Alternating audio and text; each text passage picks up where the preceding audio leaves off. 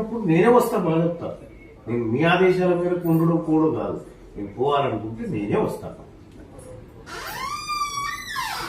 నేను పబ్లిక్ ని కలిసేది ఉంటుంది, మీరు ఎట్లా చెప్తారు?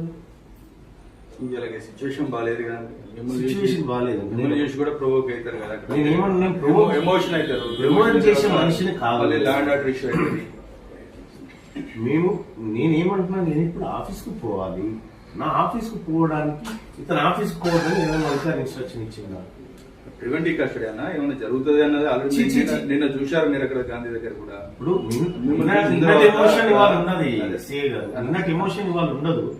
మన అందరం బాధలో ఉన్నాము, ఖచ్చితంగా ఖచ్చితంగా ఉన్నారు, అట్లేం లేదన్న. అందరం బాధలో ఉన్నాము.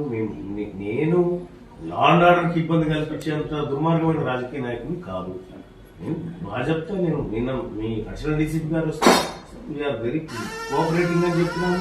వాళ్ళు చెప్తే మీరు వాళ్ళు స్టేషన్ తీసుకపోతే పోయినాము, వాళ్ళని మేము విన్నాము, మాది వాళ్ళు విన్నారు. ఇక్కడ ఇష్యూ లేదు. నా బాధ్యత ఏంటి, నా ఆఫీస్ మీద నేను వర్క్ చేసుకోవడం. ఆఫీస్ కాడ ఉండండి, నేనే వస్తా, కూర్చుంటాను అక్కడ కూర్చోండి.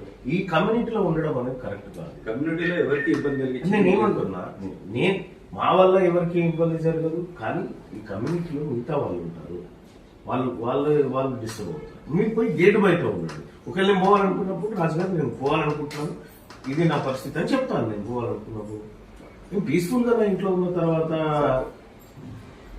నేను ఆఫీస్ కార్డు ఇవ్వండి, ఆడ ఇవ్వండి, ఎవడు వద్దంటాడు? నేను ఆఫీస్ కార్డుకి అయితే పోవాలి.